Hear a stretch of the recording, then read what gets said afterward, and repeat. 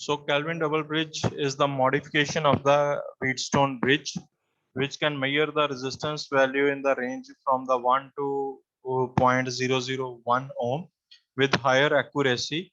And it is the why it is called the Kelvin double bridge, because we are using the two set of ratio arm.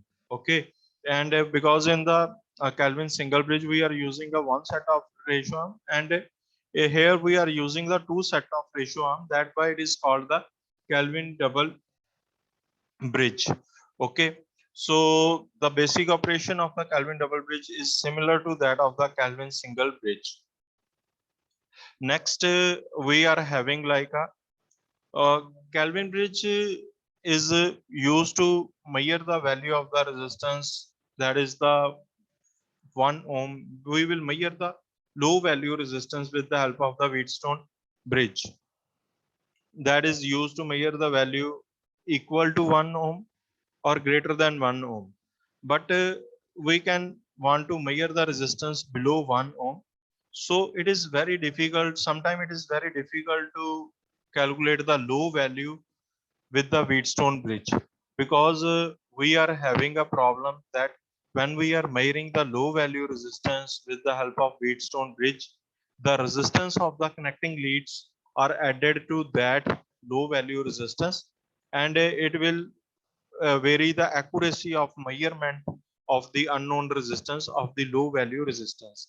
Means we can't measure the low value resistance accurately with the help of the Wheatstone bridge, because the connecting leads which we are using in the Wheatstone bridge, its own resistance get added into the unknown resistance value. Hence, to overcome this problem, we are using the modified version of Kelvin double bridge. So this is the circuit diagram of the Kelvin double bridge. This is the ratio R1 is the arm resistance P and R. Then we are having a R2 resistance between this one. Then R3 resistance. A and B is the second set of ratio arm. What is the A resistance and the B resistance? This is the second set of ratio arm. Rx is the unknown resistance which we will have to measure by using this Kelvin double bridge. Okay, so again I am repeating, this is the Kelvin double bridge. Why it is called the Kelvin double bridge? Because we are using the two set of ratio arm. One set of ratio arm is the R1 and the R2. Second ratio arm is the A and B resistance. Okay, so Rx is the unknown resistance which we will have to measure by using this Kelvin double bridge. So Ry is the resistance of the M to the point N. So we will measure this Rx resistance. How we will measure this Rx resistance? We will like use the basic operation of the Kelvin double bridge. Okay, we are using the basic operation of Kelvin bridge. Then by using the basic operation of the Kelvin bridge, we will measure this Rx unknown resistance with the help of Kelvin double bridge. So students, again I will explain you this with the help of the, we will drive this equation, we will drive the formula of the unknown resistance by the help of the circuit diagram. So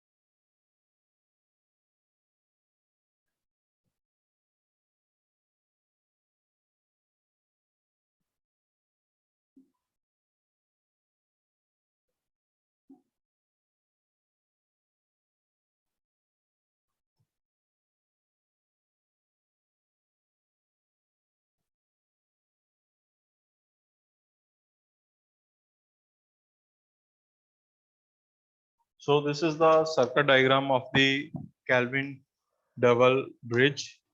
So we will calculate the value of this Rx. So what is the value of the Rx? We have to calculate by using this Kelvin double bridge. Okay. So what we are using, why it is called the Kelvin double bridge? Because we are connecting the galvanometer to the point O, and this A and this small resistance B, it will making the double arm. Okay, one ratio arm is the R1 and the R2. Second ratio arm is the A and B. That's why it is called the Kelvin double bridge.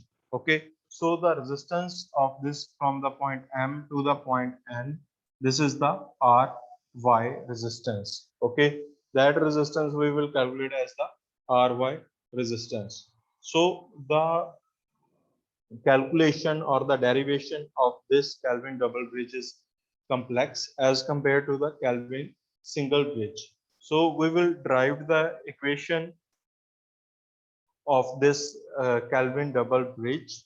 So the galvanometer will give null indication. So what is the basic purpose of our using the bridge? When our galvanometer is showing the zero reading, our bridge is balanced. When our bridge is balanced, when this galvanometer is showing zero reading, okay. When this galvanometer is showing the zero reading, our bridge is the balanced bridge, okay. So when our bridge is balanced,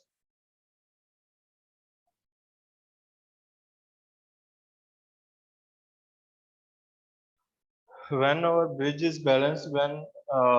the galvanometer reading is the zero.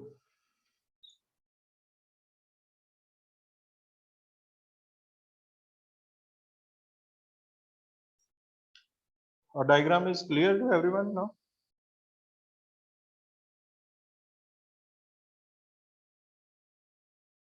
So galvanometer reading is zero when the potential at the point P is equal to the potential at the point O. Our galvanometer is showing the zero reading.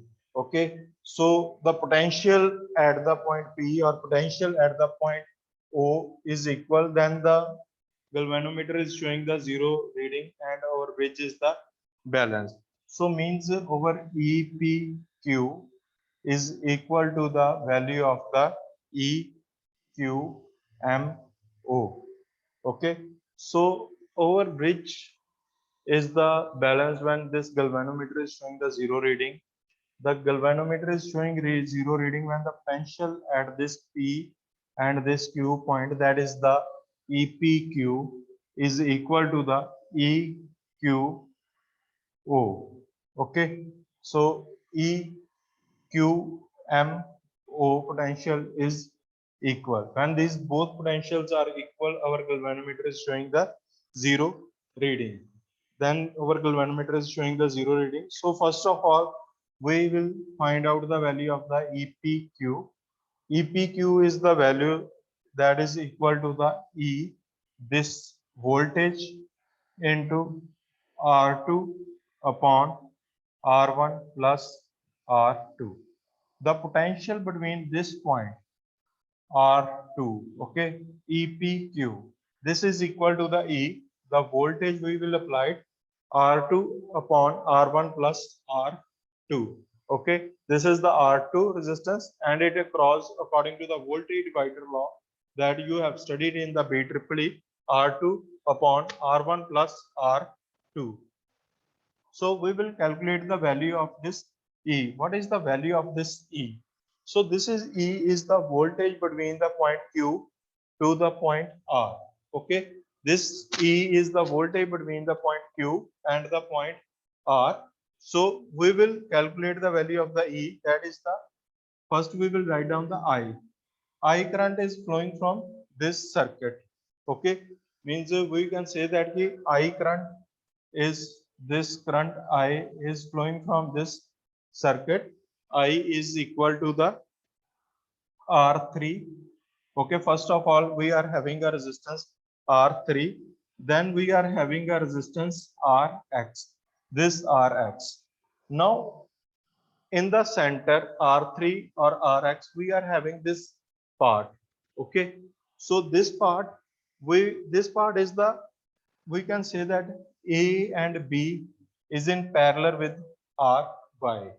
This center part is the A and B are the two resistance, and its parallel we are having a Ry resistance. So we can write down it as the A plus B Ry upon A plus B plus Ry. So this is the value of I. Sorry, E value is the between the Q and the point R. Again, I am repeating.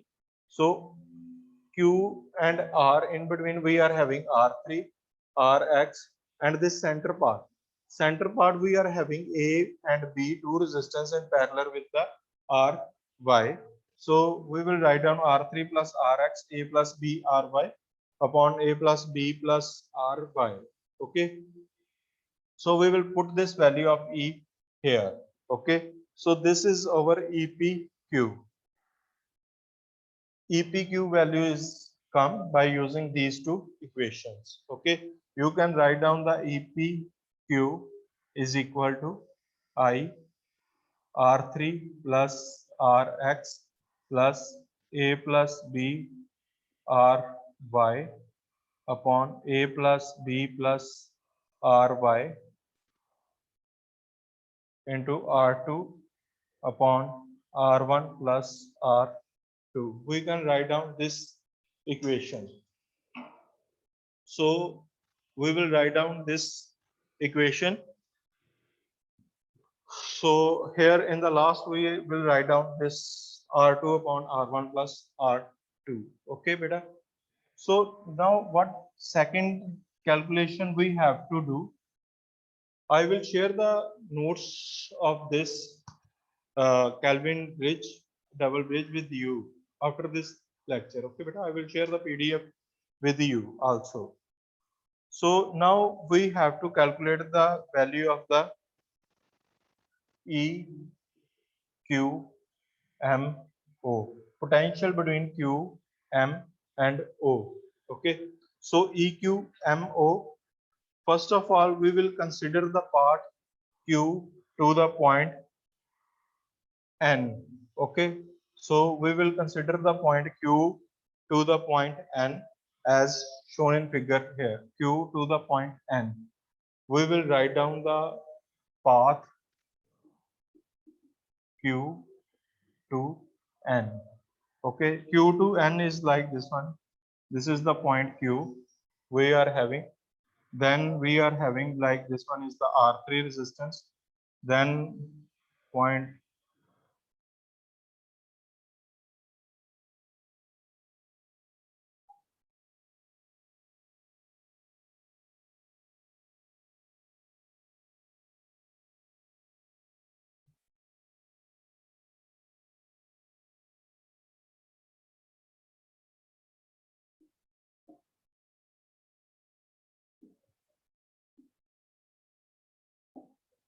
so we will divide it, we will take this path Q to the point N as in figure this one. R3, we are having this Ry resistance.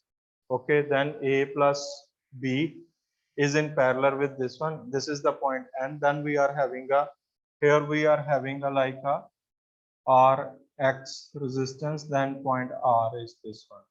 Okay, so we will take the path Q to N. Why I am taking this path Q to N? Because I have to calculate the value of EQMO.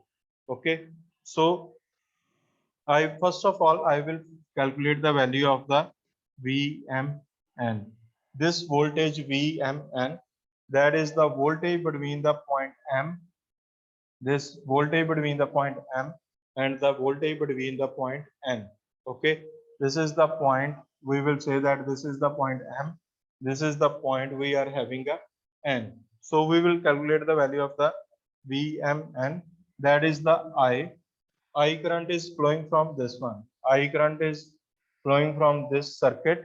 So we will write down the I current, like I current is flowing I into Ry. This is the Ry that is parallel with the A plus B. Okay, Ry is parallel with the A plus B. So we will calculate the value of the Vmn. Okay, from this equation we will calculate the value of Vmn.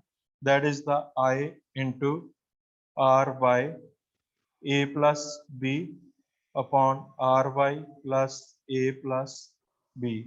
First of all, we will calculate the value of the Vmn. So this is the Ry A plus B. Denominator, what is in the denominator? I will write down here. In the denominator, we are having Ry plus A plus B. Okay. So in the denominator, we are having a Ry plus A plus B. So we will calculate the Vmn. Okay. The first step is the from this diagram we will calculate the value of the Vmn. Then by using this value of the Vmn, we will then use the equation R3 plus Rx. By using the same equation, we will derive the formula of the Rx is equal to R1 into R3 upon R2. So when we will solve this equation, that is the derivative part. Okay, that is the very easily you can find out solve this equation part. Okay, so we will find out the like Rx is equal to R1 into R3 upon R2. In the last we are getting this formula, means unknown resistance is equal to R1 into R3 upon R2.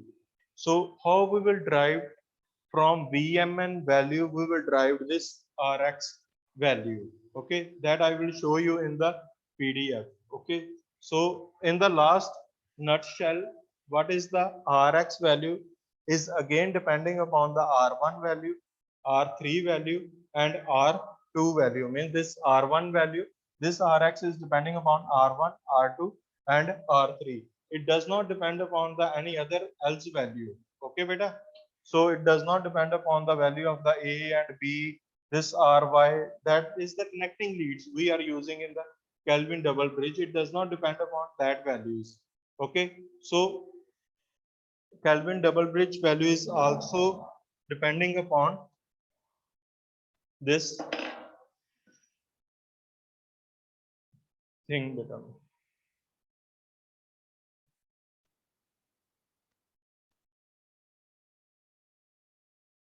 Next, we are having a drawbacks of the Kelvin bridge. That is the for knowing whether the bridge is balanced or not. The sensitivity of galvanometer is used to obtain the good sensitivity of the device.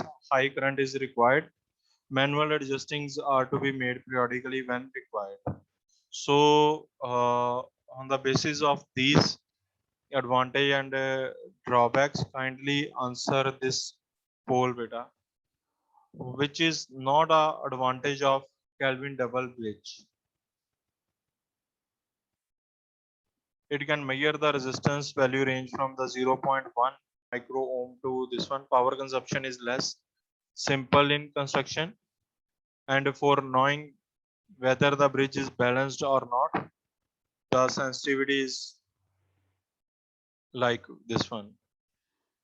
The sensitivity galvanometer is used.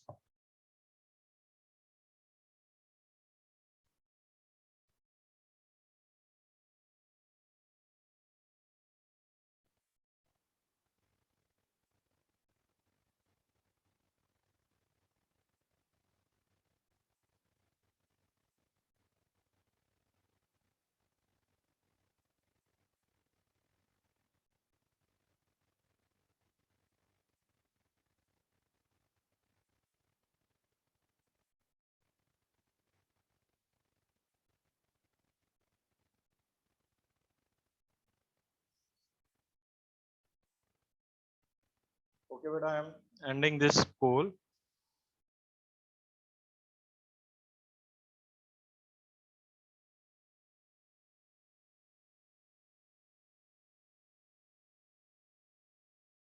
So next Next beta we will start the topic that is the AC bridge.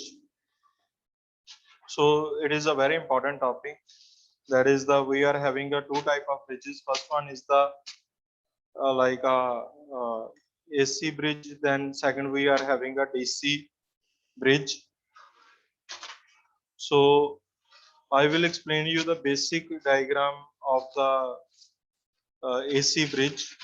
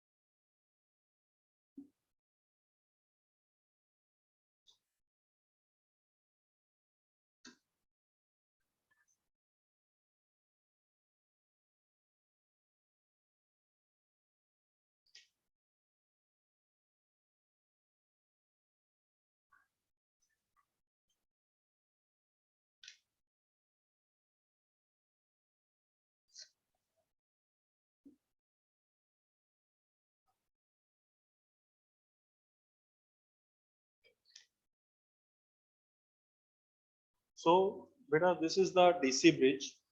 DC bridge means we have given the DC supply. Okay, and these are the four impedance Z1, Z2, Z3, and the Z4. These are the four impedance.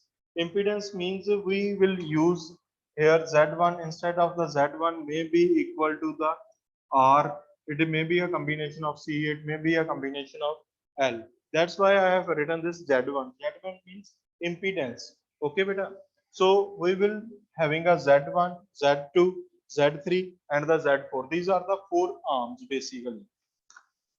So what we will do, we will find out the value of the unknown resistance, unknown capacitance, unknown inductance. We will find out the value of R. We will find out the value of L.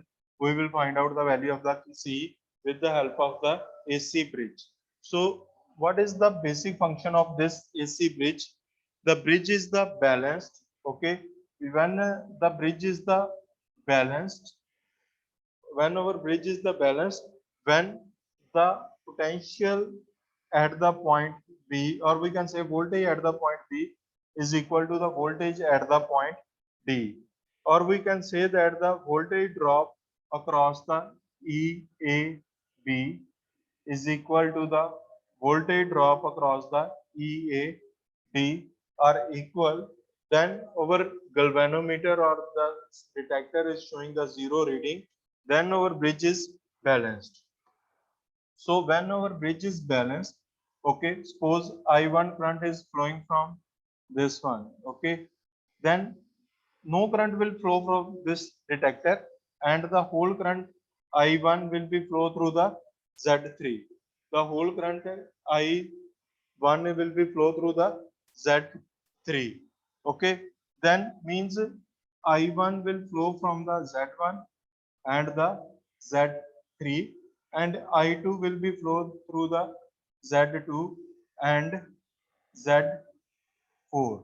Okay, this is the condition when both the voltage drops are equal under the balanced conditions. I1 is equal to flow from the Z1 and Z3. I2 will be flow from the Z2 and the Z4. So we will write down the I1 is equal to E, that is the flowing from the Z1 plus Z3. Means I1 is current flowing from the Z1 and the Z3. So according to the Ohm's law, E is equal to, this is the E voltage, E is equal to IR. I is the current, R is the impedance basically. Okay. Similarly, we will write down the I2 is equal to E Z2 plus Z4. Okay. I2 is equal to over E Z2 plus Z4.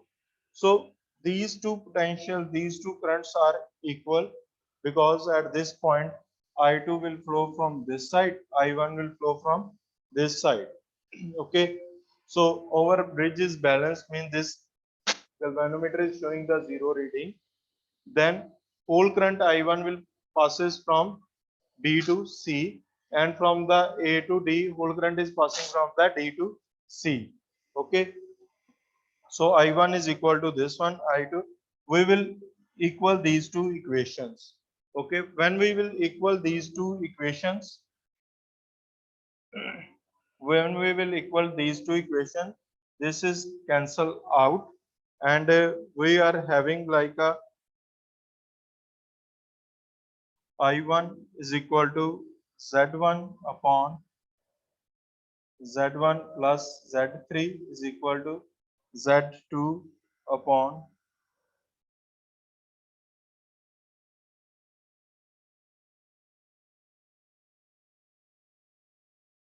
we will write down the E upon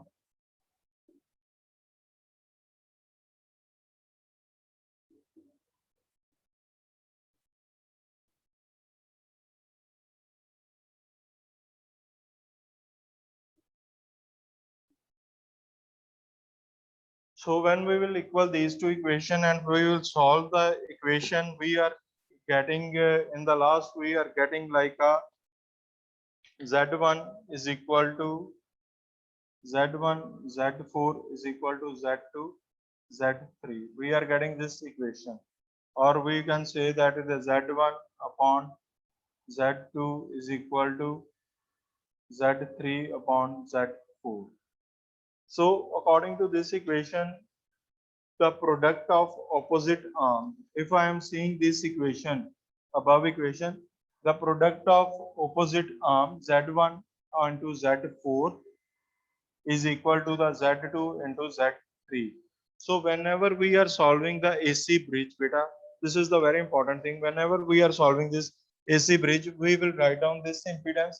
We will write down this impedance. We will take the product of Z1, Z4, Z2, Z3. Means I will draw the circuit diagram. You will simply write down the this by using this formula. You will simply write down the equation in the next bridge. Okay. So this is the very important equation. This is clear to everyone or not? Should I repeat? Hello sir हाँ जी बेटा sir आज repeat कर दो एक बार फिर देखो बेटा, this is the AC bridge, this is the voltage, and I am saying the potential across the point AB is equal to potential across the point AT. Okay, so AB potential is equal to the AD potential. So when these potentials are equal, our bridge is balanced. Okay beta, this is the first thing. When these two potentials are equal, our bridge is balanced. So we will write down the like this one. For the balanced bridge, EAB is equal to the EAT.